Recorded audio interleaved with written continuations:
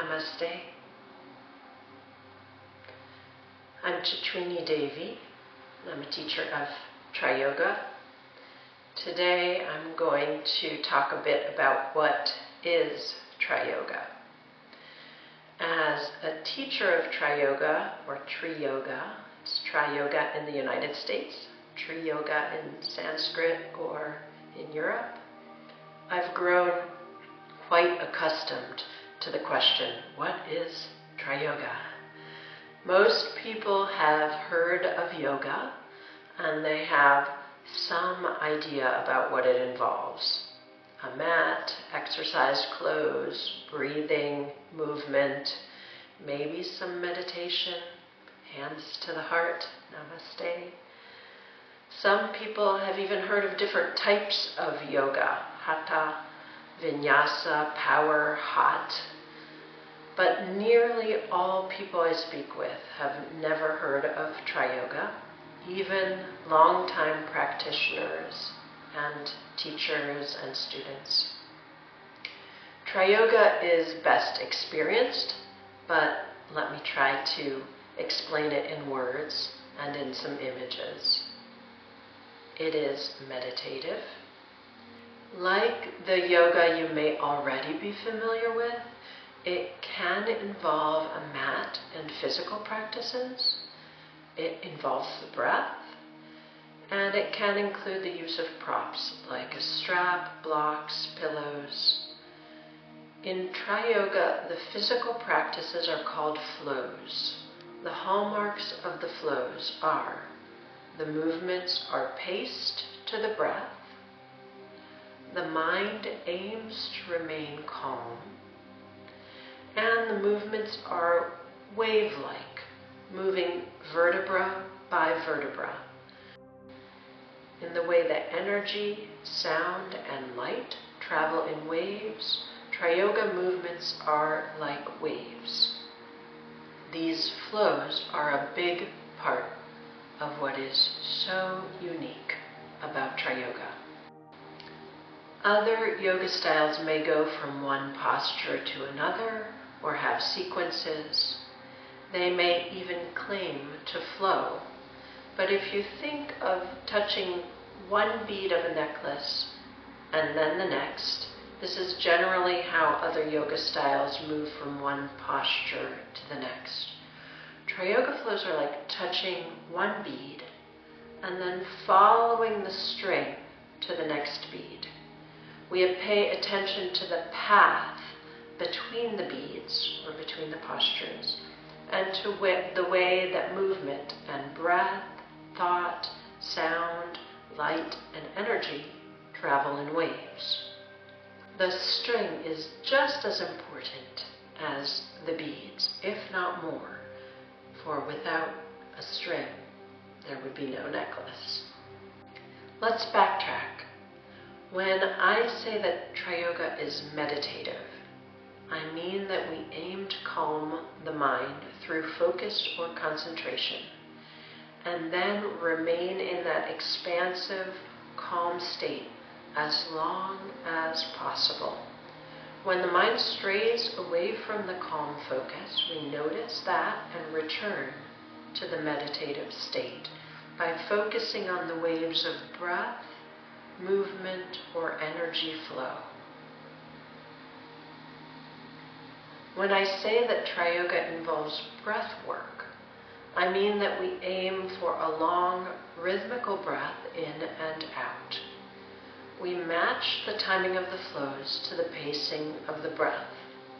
This tends to slow us down, make the movements slower, especially as our breath capacity increases with practice. The wave-like flows involve distinctive and systematic sequencing. Most importantly, these honor the flow of energy in body, mind, and breath, or spirit. The sequences also honor the 4 seasons, spring, summer, autumn, and winter, the 5 main elements, earth, water, fire, air, and space or ether, the chakras, or the energy centers, and the flow of energy up, down, and around the main energy channel, which is analogous to the spinal column, up and down, and the DNA helix-like flow around it, passing through the 7 main chakras. There is an emphasis on economy of motion, only moving what is needed next to honor the flow of the wave or of energy, and on natural alignment, honoring the natural curves of the spine, the shape and positioning of the body, and the energy of the body. Teachers also honor economy of words, only cueing what is needed at that moment with those students, so that it is easier for all to stay in a meditative state. The name TriYoga comes from tri, or tree, meaning 3, or Trinity, and yoga, yuj, meaning union. TriYoga is the union of body, mind, and spirit, or breath. In the flows, TriYoga is the union of flowing and sustained postures, known as kriyās and āsanas, breath, prāṇāyāma, and the meditative or focused state of mind, mudrā. TriYoga has been described as wave or flow, transformation, deep relaxation, the tai chi of yoga, meditation in motion, the experience of bliss, a complete haṭha yoga method, a flowing, graceful dance-like yoga, as gentle or as challenging as desired, and the union of flowing and sustained postures, breath work, and mental focus. While TriYoga can involve the flows and practices on the mat, it is also broader than this, encompassing all 8 limbs of yoga, but more on that later. I've gone to many meditation and yoga classes in other styles. I find it is far easier to enter the flow and remain in the meditative state with TriYoga because of the honoring of energy and body flow through the combination of the wavelike movements, the rhythmical breath, and the economy of words and motion. It is a powerful gateway into meditation. The mind and the body work out their kinks and release into the breath flow and into meditation. Then the mind just effortlessly stays calm and focused.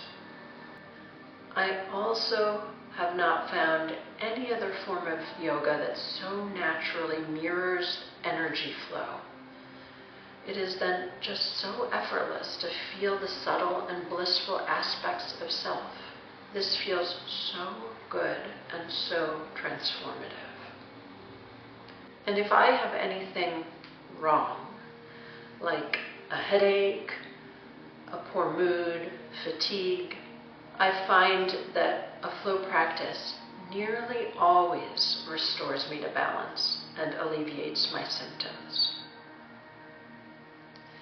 Many others have shared with me that once they've experienced TriYoga, they no longer wish to practice any other style of yoga.